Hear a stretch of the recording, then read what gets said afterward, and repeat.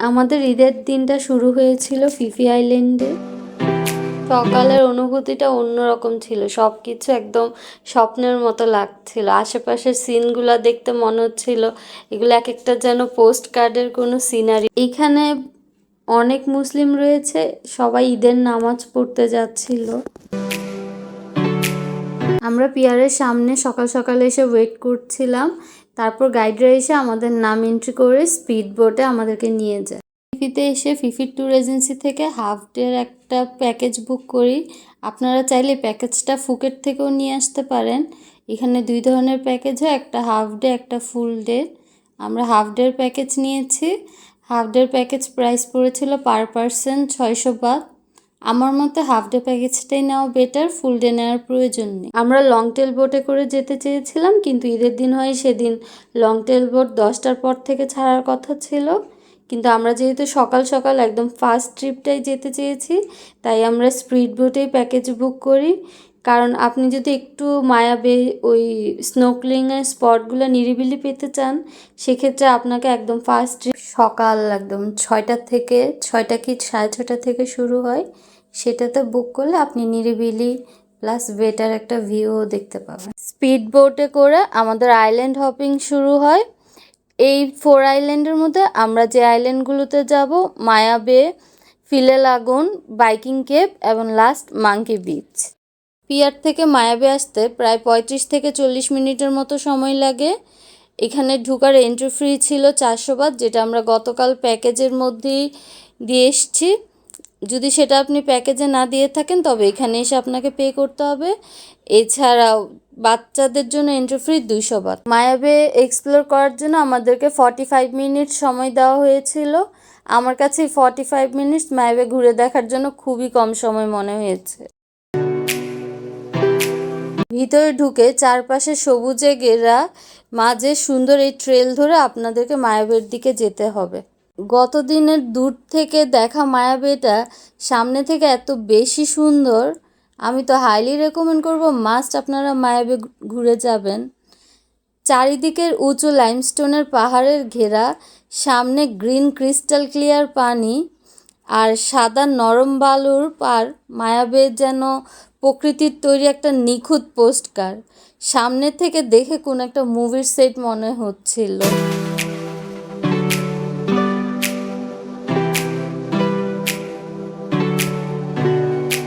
Phi Phi island ট্যুরে most attraction place হচ্ছে এই মায়াবে বিচ।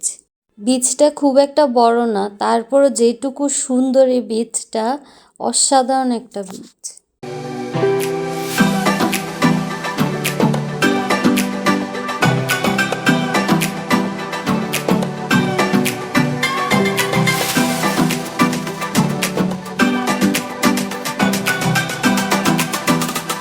আপনারা খুব লাকি হলে এখানে ছোট ছোট বেবি শার্কেরও দেখা পাবেন। এই বিচে আপনারা সুইমিং এবং স্নোকলিং কোনোটাই করতে পারবেন না।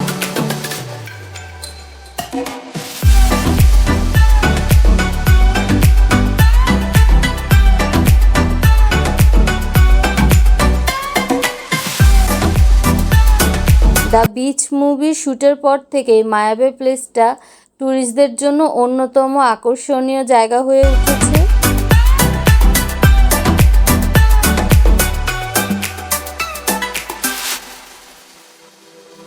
এখানের বালুগুলা এত নরম আর ঝরঝর, একদম পাউডারের মতো।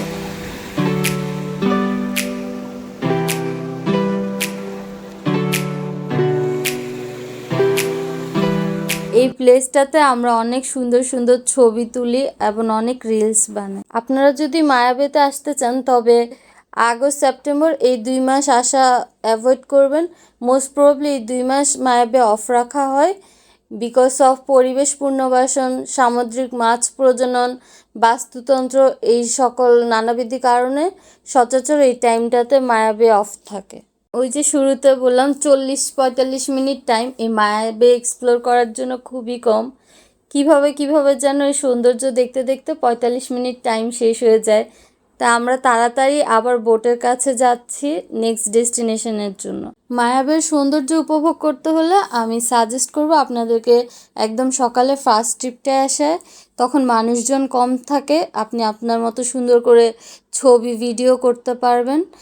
বেলা বাড়ার সাথে সাথে এখানে প্রচুর পর্যটকদের ভিড় হয়ে যায়, সেই সময় ছবি তোলা ভিডিও করাটা একটা টাফ হয়ে যায়।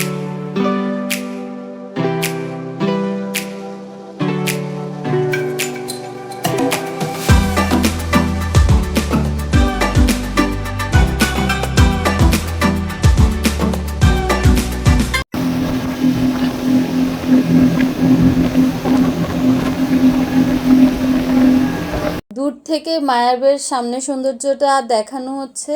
যখন সিজনে অফ থাকে মায়াবেতে যা এন্ট্রি দেওয়া হয় না, তখন স্পিড বোটে করে আসলে আপনাদেরকে এখান থেকে মায়াবে দেখতে হবে। এছাড়া যারা বড় ফেরিতে করে ডে ট্রিপে আসে তারাও এই দূর থেকেই মায়াবের সৌন্দর্য উপভোগ করে। তবে আমার মতে স্পিড বোট ভাড়া করে মায়াবের কাছে যেয়ে মায়াবের সৌন্দর্য উপভোগ করাটা সবচেয়ে গুড ডিসিশন।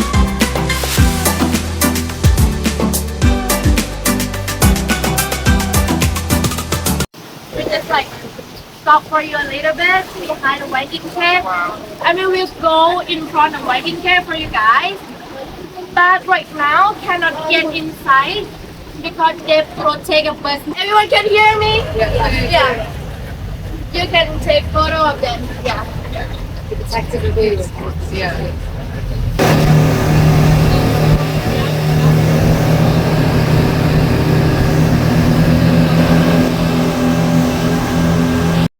এরপর চলে আসি সেকেন্ড ডেস্টিনেশন লোসামা বেতে।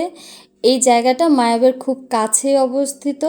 এছাড়া এই স্পটটি স্নোকলিং স্পটের জন্য খুবই জনপ্রিয়। এখানের পানি একদম ক্রিস্টাল ক্লিয়ার, যার কারণে উপর থেকেই ছোট ছোট রঙিন মাছ দেখা যায়। এছাড়া এই বেটাতে ক্রাউড কম থাকায় খুব পিসফুল লাগে।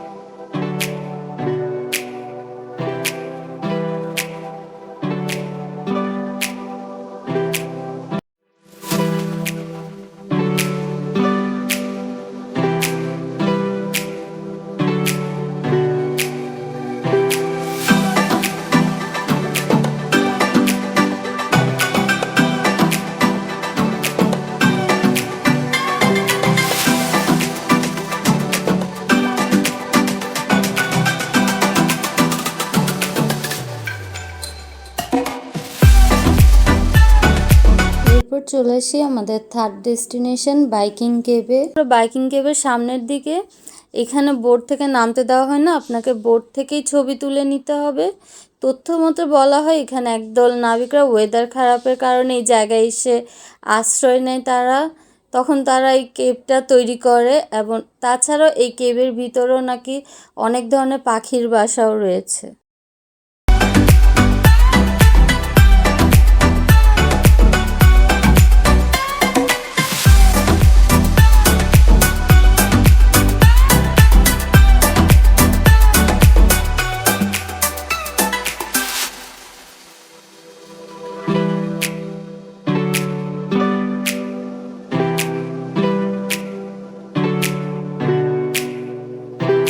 এরপর আমরা চলে আসি ফিলে লাগুন।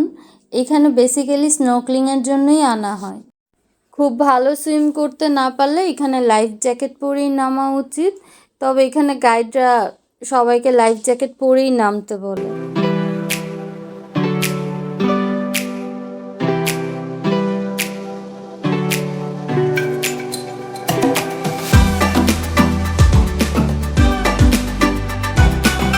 ফিলে লাগুনের সৌন্দর্য একদম অন্যরকম। চারিদিকের বড় বড় লাইমস্টোনের সবুজ পাহাড়গুলো, এছাড়া পানিতে গ্রিন টাইপের স্বচ্ছ নীল পানি, উপর থেকেই সি ফিশগুলো দেখা যাচ্ছিল। ফিলে লাগুনের স্পিড বোট উঁচু উঁচু সবুজে ঘেরা লাইমস্টোনের মাঝ দিয়ে আস্তে আস্তে যাচ্ছিল। চারপাশের উঁচু উঁচু লাইমস্টোন এবং নিচে টার্কিশ ওয়াটার কালার সব মিলিয়ে পরিবেশটা অসাধারণ সুন্দর ছিল। স্পিড বোটের প্যাকেজের সাথে হালকা একটা খাওয়ার ব্যবস্থা ছিল। আমাদেরকে এখানে আনারস এবং পানি, কোক আনলিমিটেড খেতে দেওয়া হয়েছিল।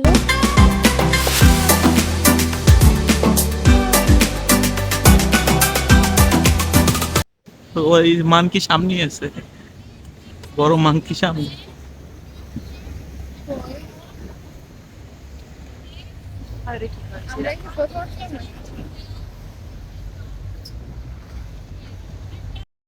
এরপর আমরা চলে আসি আমাদের 4 আইল্যান্ড ট্যুরের লাস্ট ডেস্টিনেশন মাঙ্কি বিচে।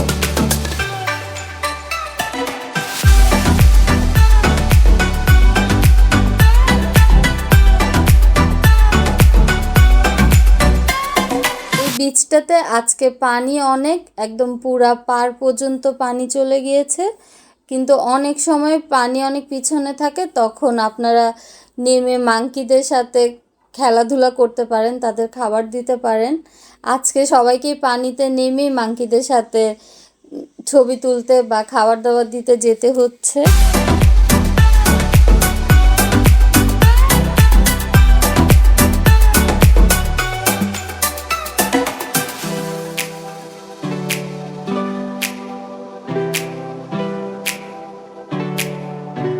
এখানে আসলে আপনার ফোন, খাবার দাবার এগুলো সাবধানে রাখবেন, কারণ বানররা এগুলো নিয়ে যেতে পারে।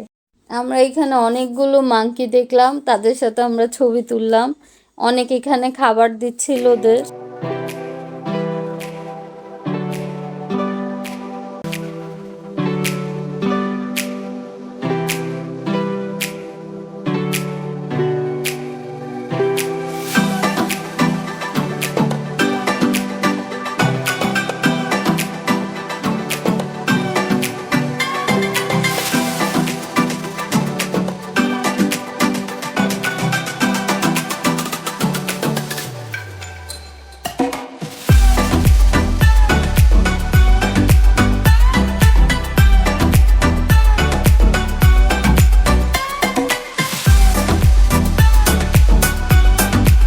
এই 4 আইল্যান্ড ট্রিপটা প্রায় 4 ঘন্টার একটা ট্রিপ ছিল।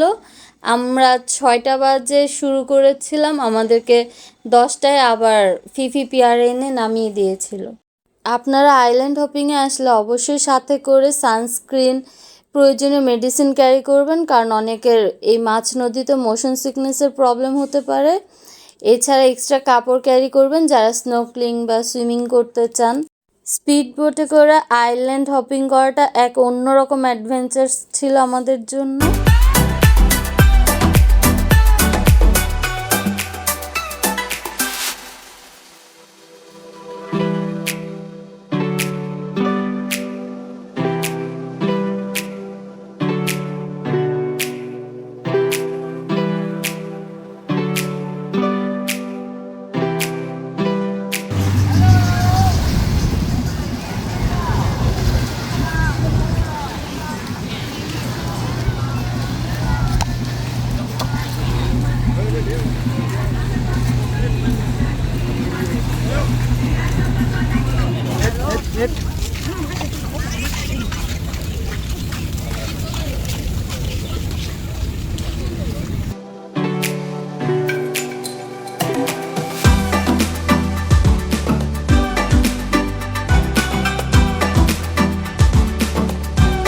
ফোর আইল্যান্ড ট্যুর শেষ করে আমরা রিসোর্টে এসে ফ্রেশ ট্রেশ হয়ে সোজা চলে আসি দ্য ম্যাঙ্গো গার্ডেনে লাঞ্চ করতে।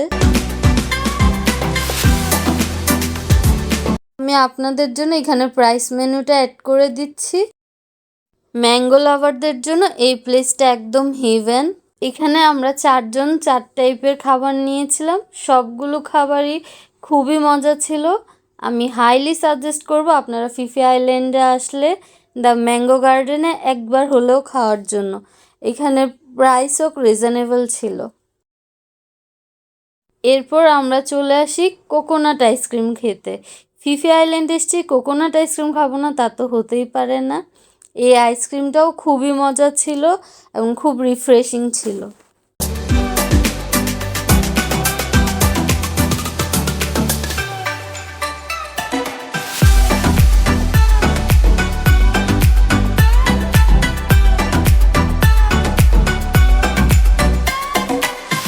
আমার এই ফুকেট ফিফি ক্রাবি ভ্রমণে আমাকে যদি আপনি জিজ্ঞেস করেন আমার সবচেয়ে সুন্দর কোন জায়গাটা লেগেছে, নিঃসন্দেহে সেটা ফিফি আইল্যান্ড। আমি তো হাইলি সাজেস্ট করব আপনাদের ফিফি আইল্যান্ডে অ্যাটলিস্ট এক রাত এসে স্টে করার জন্য। এরপর পিয়ারে চলে আসি। আমরা ফিফি আইল্যান্ড থেকে ক্রাবির দিকে রওনা দিব। আমাদের ফেরির টাইম ছিল দুপুর 2:30 বাজে। ফিফি আইল্যান্ডটা খুব ছোট, কিন্তু এখানে দিনগুলো কেটেছে আমাদের স্বপ্নের মতো। এই আইল্যান্ডের লাইমস্টোন পাহাড়, টারকোইজ পানির রং, সানসেট ভিউ পয়েন্ট এবং সাথে সমুদ্রের ঢেউয়ের শব্দ সব মিলিয়ে ফিফি আইল্যান্ড একদম স্বপ্নের মতো ছিল। শেষবারের মতো সমুদ্রের দিকে তাকিয়ে অনেকগুলো স্মৃতি আর ক্যামেরা ভর্তি করে অগণিত মুহূর্ত নিয়ে আমরা রওনা দিলাম নতুন গন্তব্যের দিকে। আমরা আন্দামান ওয়েবে আগের দিনই প্যাকেজ নিয়ে নিই। সেই সকল ডিটেলস জানতে হলে অবশ্যই আপনাদের নেক্সট ব্লগ দেখতে হবে। সেখানে সামনে অপেক্ষা করছে নতুন নতুন দ্বীপ, নতুন কিছু অ্যাডভেঞ্চার আর আরও সুন্দর কিছু গল্প। সেই গল্পগুলো নিয়ে খুব শীঘ্রই আপনাদের সাথে দেখা হয়ে যাবে নতুন আরেকটি ব্লগে। ততদিন পর্যন্ত ভালো থাকবেন এবং আমার চ্যানেলটা অবশ্যই সাবস্ক্রাইব করে দিবেন। টাটা।